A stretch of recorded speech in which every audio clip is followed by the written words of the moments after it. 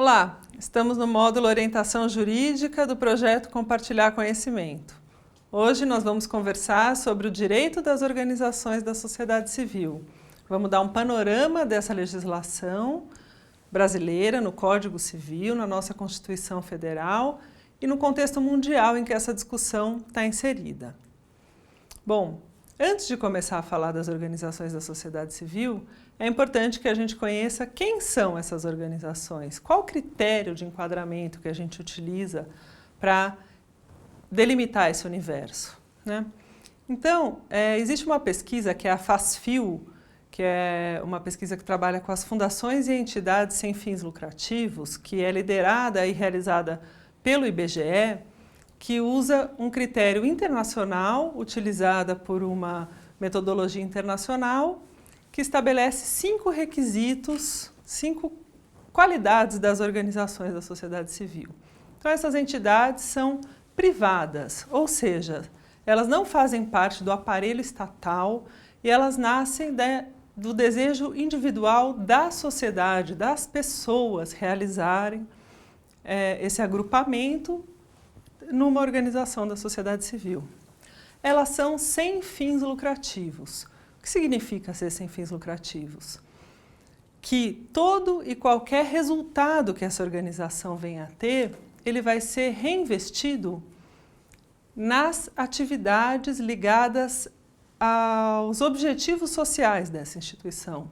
Ou seja, a entidade da sociedade civil, ela pode ter lucro, até deve, porque a gente não deve estimular nenhuma organização a ser deficitária. Então, a instituição tem as suas receitas, as suas despesas, e esse lucro, esse superávit que ela pode realizar, vai ser reinvestido no desenvolvimento da sua missão, da sua finalidade social estabelecida no Estatuto.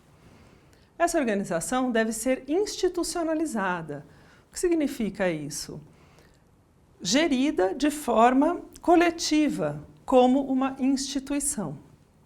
Nesse sentido, o 4º requisito é de que ela seja auto-administrada, ou seja, ela tem liberdade e independência para criar suas próprias regras e se administrar a partir dessas regras que ela mesma cria. E devem ser também voluntárias. O que significa voluntárias? Ela deve ter funcionários voluntários, não pode ter empregados remunerados? Não. O fato da organização ser voluntária está relacionado a que ela nasce da vontade, da autonomia da vontade das pessoas. Então, as organizações só existem porque aquelas pessoas, voluntariamente, por livre e espontânea vontade, resolveram se dedicar a essa atividade, uma vez que ela é privada e não nasce de nenhum outro desejo que não das próprias pessoas em se reunir e desenvolver essas atividades no meio de uma organização. A gente costuma também utilizar a expressão entidades do terceiro setor. Quem são essas entidades do terceiro setor?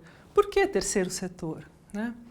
O conceito de terceiro setor, a ideia de terceiro setor, vem de uma ideia da economia, de que existe um primeiro setor, que é o Estado, um segundo setor, que é o mercado, e um terceiro setor, que seriam as organizações da sociedade civil. A gente utiliza esse conceito e até tem um quadro que vai passar aqui para vocês que explica de uma forma muito didática e simples, simplista até, essa diferença, a partir dos agentes e das finalidades. Primeiro setor são agentes públicos desenvolvendo atividades para uma finalidade pública. Temos o Estado, a política pública, o poder público. Segundo setor, agentes privados agindo para uma finalidade privada. O lucro, o resultado a ser distribuído entre os sócios, que é o modelo clássico de empresa. Segundo setor, o mercado. O terceiro setor seria esse setor formado por agentes privados, os indivíduos, as próprias empresas, reunidos em prol de uma atividade com finalidade pública. É o terceiro setor, as organizações da sociedade civil.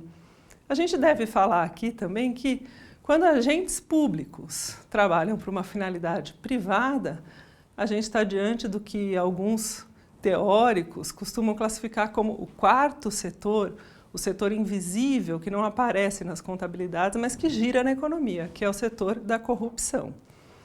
Então, superada essa ideia de um conceito das entidades do terceiro setor, entendendo quem são essas organizações, a legislação brasileira também dialoga com isso. A Lei do Imposto de Renda traz um conceito de entidade sem fins lucrativos, que vale a gente ler aqui para fixar e entender como a legislação conceitua isso. A Lei 9532 de 97, que é a Lei do Imposto de Renda, estabelece no artigo 12, considera-se entidade sem fins lucrativos aquela que não apresenta superávit em suas contas, ou, caso apresente em determinado exercício, destine o referido resultado integralmente à manutenção e ao desenvolvimento dos seus objetivos sociais. Então, a gente estabelece aqui que a legislação prevê o superávit e a utilização desses recursos restrita ao desenvolvimento dos objetivos sociais da organização da sociedade civil. Então, esse é o conceito de entidade sem fins lucrativos. O Código Civil, no seu artigo 44, estabelece quais são as pessoas jurídicas de direito privado. A gente já viu que as organizações da sociedade civil são privadas, pessoas jurídicas de direito privado. Nesse sentido, elas vão estar estabelecidas entre um dos 6 tipos do Código Civil, de pessoas jurídicas de direito privado: associações e fundações. Esses são os tipos estabelecidos pelo artigo 44 do Código Civil de pessoas jurídicas de direito privado que estão ligadas às organizações da sociedade civil. Quais são as demais? Organizações religiosas, partidos políticos, que evidentemente têm o seu papel na sociedade, mas não são consideradas organizações da sociedade civil. As empresas individuais, que foram inseridas por uma legislação mais recente de 2011, e também as empresas de uma forma geral, sejam SA, limitada, sociedade simples. Então, dentro do Código Civil, as organizações da sociedade civil vão sempre se constituir invariavelmente ou como associações ou como fundações, segundo o rol do artigo 44, e os conceitos que o próprio Código Civil traz dessa legislação.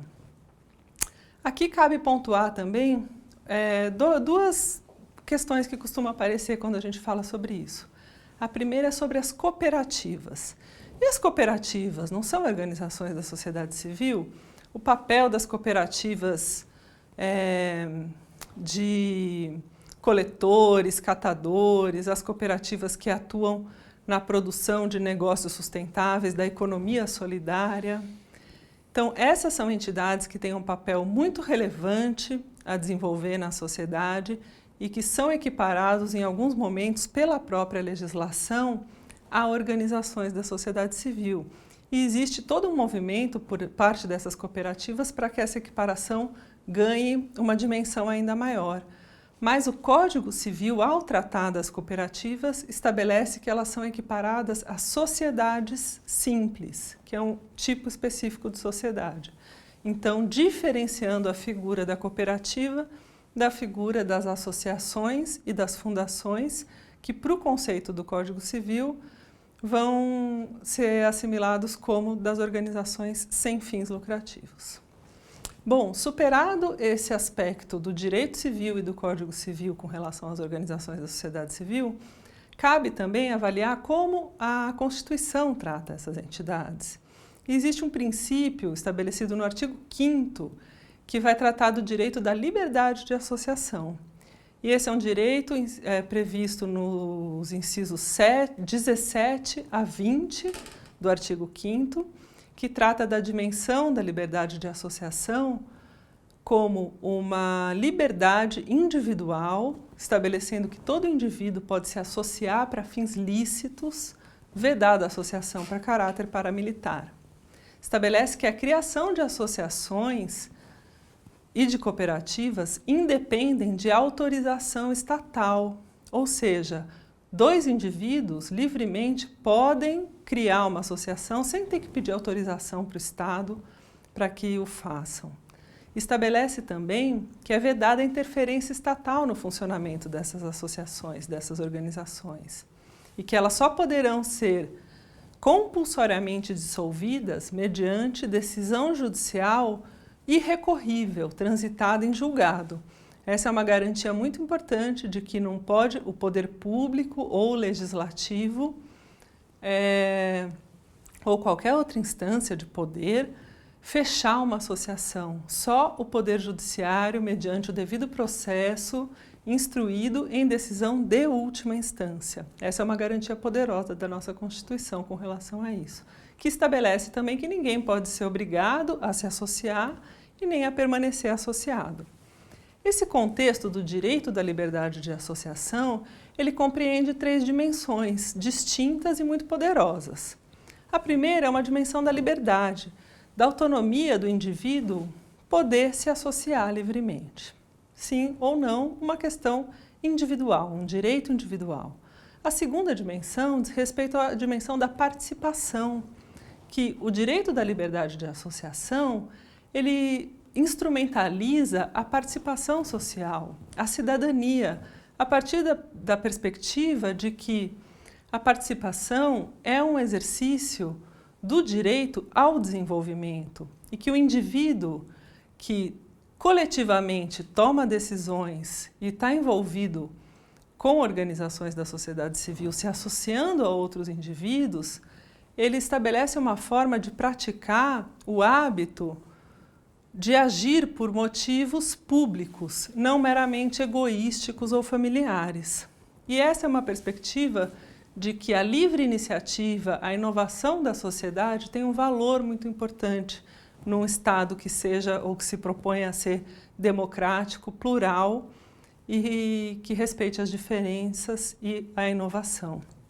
E esse Estado tem um papel de ser coletor, depositário dessas boas iniciativas. Então, essa é uma característica muito importante de um Estado democrático, que a organização da sociedade civil não tenha só o viés de apoio na execução, na prestação de serviços de políticas públicas, mas que essas organizações são verdadeiras fontes de geração de tecnologias sociais e inovações sociais que o Estado democrático e com uma visão de futuro que incorpora nas suas práticas a participação social como um valor, capta essas iniciativas da sociedade e pode, quem sabe, sistematizá-las e reproduzi-las, inclusive como política pública, por que não?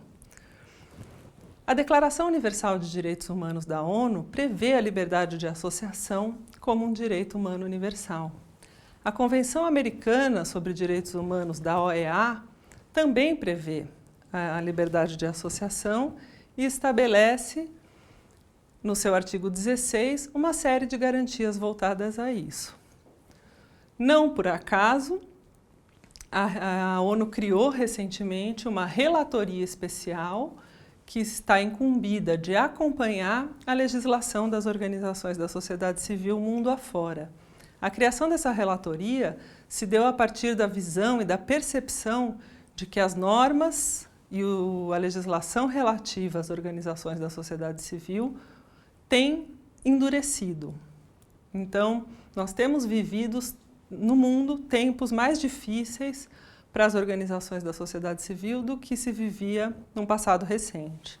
As normas e regulamentações recentes criaram barreiras mais complexas do que existia há pouco tempo atrás para as organizações da sociedade civil. E esses mecanismos internacionais estão monitorando essa legislação e têm interesse em conhecer essa realidade. Então, existe hoje todo um contexto internacional de uma preocupação, monitoramento da legislação relativa ao direito de liberdade de associação e às organizações da sociedade civil. A ABONG faz parte de uma rede de organizações da sociedade civil que tem essa preocupação e tem desenvolvido estudos e pesquisas que visam monitorar e buscar influenciar no marco legal, no marco regulatório das organizações da sociedade civil em seus países, e inclusive prestar apoio de um país para o outro. Então, o Brasil dialogando com a Argentina, com o México, com a Nicarágua, em termos regionais da América Latina, para buscar superar e enfrentar esses desafios. Então, recentemente foi publicado um relatório numa pesquisa internacional da qual a BONG fez parte, junto com outras 15 organizações nacionais de países da América Latina, que sistematizam e apresentam um retrato, algumas considerações sobre esse panorama internacional e tendências e propostas para que as organizações nacionais se articulem em vistas de uma melhora do marco legal das organizações da sociedade civil nos países e na região da América Latina. Nesse sentido, no caso específico do Brasil, o tema do marco regulatório das organizações da sociedade civil e desse programa que foi desenvolvido e gerenciado pela Secretaria-Geral da Presidência da República merece destaque. E a BONG também destaca a participação das organizações que fazem parte da plataforma por um novo marco regulatório para as organizações da sociedade civil, que tem uma pauta e uma agenda pública proposta de melhoria e um norte para essa caminhada que busca um marco legal mais adequado e mais aperfeiçoado para essas organizações da sociedade civil no Brasil. A gente sabe que o Brasil é um país que tem uma liberdade muito grande com relação à expressão, à criação de novas organizações, mas a gente deixa muito a desejar ainda com relação à burocracia e todos os procedimentos que as organizações da sociedade civil devem e são obrigadas a cumprir para andarem na legalidade. Então, esse é um tema que merece toda a nossa atenção, em vistas de que nós lutamos para que essas organizações possam ter um marco jurídico mais adequado, mais simples, com menos custos institucionais, do peso da burocracia para o seu desenvolvimento, e que isso não represente uma diminuição dessa articulação social e da participação das organizações e das pessoas na cidadania do nosso país. Bom, esses eram os principais aspectos que a gente tinha preparado para conversar aqui hoje com vocês.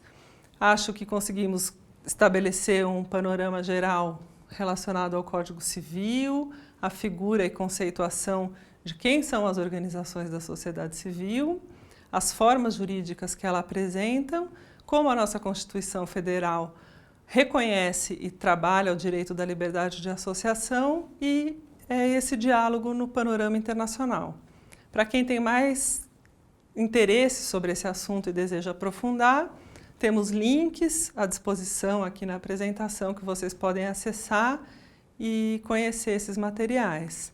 Também aqui no módulo Orientação Jurídica do programa Compartilhar Conhecimento, existem outras videoaulas e outros momentos que a gente vai trazer temas de igual relevância e interesse para que as organizações possam aperfeiçoar e melhorar suas práticas e fortalecer a sua institucionalidade para que elas possam enfrentar os desafios aí mais fortes e mais seguras na sua maneira de se administrar. Então, espero que vocês tenham gostado, que o tema seja produtivo e a gente se vê numa próxima oportunidade. Obrigada, até logo.